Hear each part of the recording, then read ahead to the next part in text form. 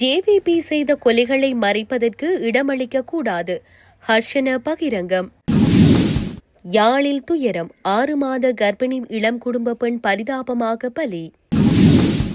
சகல உள்ளூராட்சி மன்றங்களிலும் தமிழரசு கட்சி ஆட்சியை கைப்பற்றும் சுமந்திரன் நம்பிக்கை. மிதிகமவில் இன்று அதிகாலை துப்பாக்கி சூடு. இலங்கையில் தனிநபரின் மாதாந்த செலவு அதிகரிப்பு. வீட்டிலிருந்து வீசிய துர்நாற்றம். சடலமாக மீட்கப்பட்ட கணவன் மனைவி. தேசபந்து தென்னக்கோனின் ரிட் மனு மீதான தீர்ப்பு இன்று. 1.5 வயது குழந்தையுடன் தீ வைத்துக் கொண்ட தாய்.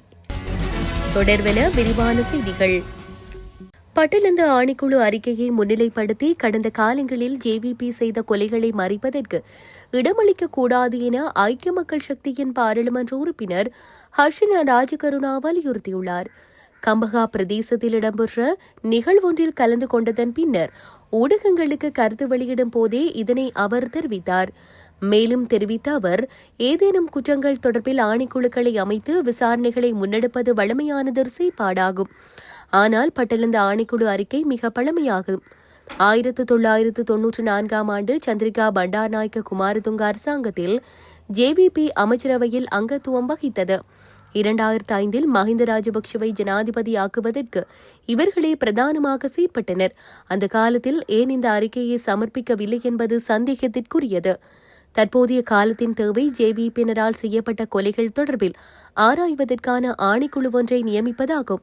பட்டலந்த ஆணைக்குழு அறிக்கையை முன்னிலைப்படுத்தி கடந்த காலங்களில் ஜேவிபி செய்த கொலைகளை மறைப்பதற்கு இடமளிக்க கூடாது. பட்டலந்தையில் குற்றமிழைத்தோருக்கு தண்டனை வழங்கப்படும் அதேவேளை ஆயிரக்கணக்கான அப்பாவிகளை கொன்று குவித்த ஜேவிபியினருக்கும் தண்டனை வழங்கப்பட வேண்டும் என தெரிவித்தார். யாழ்ப்பாணத்தில் தவறான முடிவெடுத்து இளம் குடும்ப பெண் ஒருவர் உயிரிழந்துள்ளதாக காவல்துறையினர் தெரிவித்துள்ளனர். வசாவிளான் தெற்கு பகுதியைச் சேர்ந்த பிரகாஷ் பிருந்தா என்ற 2 பிள்ளைகளின் தாயே இவ்வாறு உயிரிழந்துள்ளார். இச்சம்பவம் குறித்து மேலும் தெரிய வருகையில், குறித்த பெண் 6 மாதங்கள் கர்ப்பிணியாக உள்ளதாக தெரிவிக்கப்படுகின்றது.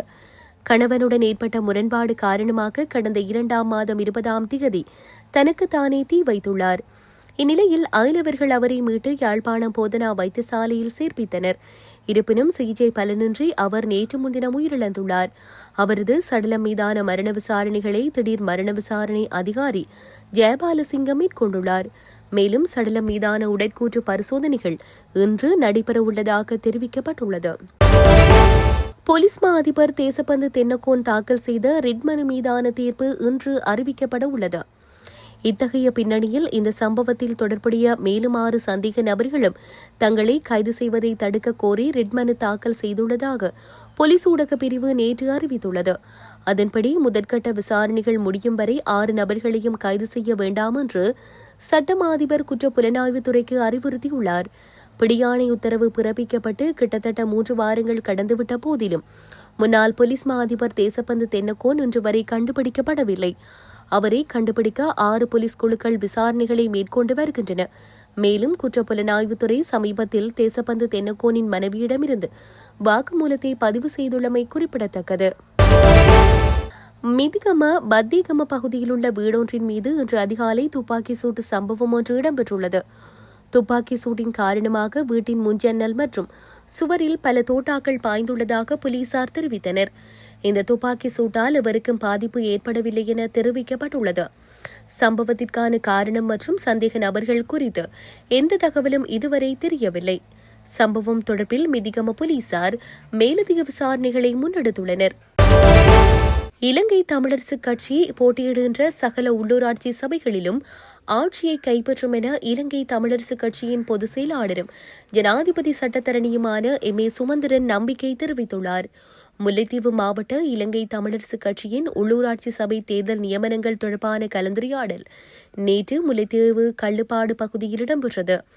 இதன்போது இலங்கை தமிழரசு கட்சியின் பொதுச் செயலாளராக புதிதாக பொறுப்பேற்றுள்ள பொதுச் செயலாளர் எம்.ஏ. சுமந்திரனுக்கு வன்னி மாவட்ட நாடாளுமன்ற உறுப்பினரும் இலங்கை தமிழரசு கட்சியின் முல்லைத்தீவு மாவட்ட செயலாளருமான துரைராசா ரவிகரன் பொன்னாடை போர்த்தி மதிப்பளித்துள்ளார். இக்கலந்துரையாடலின் பின்னர் கருத்து தெரிவிக்கையிலேயே அவர் இவ்வாறு தெரிவித்துள்ளார். இந்த நிலையில் மேலும் கருத்து தெரிவித்த அவர், சில இடங்களில் வேட்பாளர் நியமனங்களில் இருந்த பிரச்சினைகள் தீர்க்கப்பட்டு பெரும்பாலும் வேட்பாளர் நியமனங்கள் தொடர்பான முடிவுகள் எய்தப்பட்டிருக்கின்றன. எனவே மிக விரைவாக அடுத்த வாரம் வேட்பு மனுக்களை தாக்கல் செய்யலாம் எனவும் அவர் தெரிவித்துள்ளார். பொகவந்தலாவ தெரீசியா தோட்ட பகுதியில் உள்ள வீடு ஒன்றிலிருந்து கணவன் மற்றும் மனைவி ஆகிய இருவரின் சடலங்கள் மீட்கப்பட்டுள்ளன. குறித்த வீட்டிலிருந்து துர்நாற்றம் வீசியதை அடுத்து அப்பகுதி மக்கள் போலீசாருக்கு தகவல் வழங்கியதை அடுத்து இந்த சடலங்கள் நேற்று மீட்கப்பட்டுள்ளதாக பொகவந்தலாவை போலீசார் தெரிவித்துள்ளனர். 38 வயதான சின்னையா விஜயகுமார் மற்றும் 37 வயதான பெருமாள் கௌரி என்ற இருவரே சடலங்களாக மீட்கப்பட்டுள்ளதாக போலீசார் தெரிவித்தனர். இவ்வாறு வீட்டிலிருந்து சடலங்கள் மீட்கப்படும் போது அவற்றின் அருகில் நஞ்சு போத்தல் ஒன்று இருப்பதும் கண்டறியப்பட்டுள்ளது. சடலமாக மீட்கப்பட்ட பெண் சிறிது காலம் கொழும்பு பகுதியில் கூலி தொழில் செய்து வந்ததாகவும் கொழும்பிலிருந்து தனது வீட்டிற்கு வருகை தந்து 4 நாட்கள் கடந்துள்ளதாகவும் விசாரணையில் தெரிய வந்துள்ளது. இருவரின் சடலங்களும் சட்ட வைத்திய அதிகாரியின் பிரேத பரிசோதனைக்காக டிகோயா கிழங்கன் ஆதார வைத்தியசாலைக்கு அனுப்பி வைக்கப்பட்டுள்ளதாக தெரிவித்துள்ளனர். மேலும் மரணம் தொடர்பில் சந்தேகம் எழுந்துள்ளதாகவும் சம்பவம் தொடர்பான மேலதிக விசாரணைகளை போலீசார் முன்னெடுத்துள்ளதாகவும் தெரிவிக்கப்பட்டுள்ளது. 2025 ஜனவரி மாதத்தில் தனிநபர் மாதாந்த செலவு அதிகரித்துள்ளதாக தொகை மதிப்பு மற்றும் புள்ளி விவர திணைக்களம் தெரிவித்துள்ளது. கடந்த வருடம் டிசம்பர் மாதத்துடன் ஒப்பிடும்போது இவ்வருடம் ஜனவரி மாத உத்தியோகபூர்வ வறுமை கோட்டின்படி செலவுகள் அதிகரித்துள்ளதாக தெரிவிக்கப்படுகிறது. அதன்படி 2025 ஜனவரி மாதத்தில் ஒருவருக்கு குறைந்தபட்ச அடிப்படை தேவைகளை பூர்த்தி செய்வதற்கு தேவையான தொகை 16,334 ரூபாவாகும். இது கடந்த ஆண்டு டிசம்பரில் 16,191 ரூபாவாக பதிவு செய்யப்பட்டது.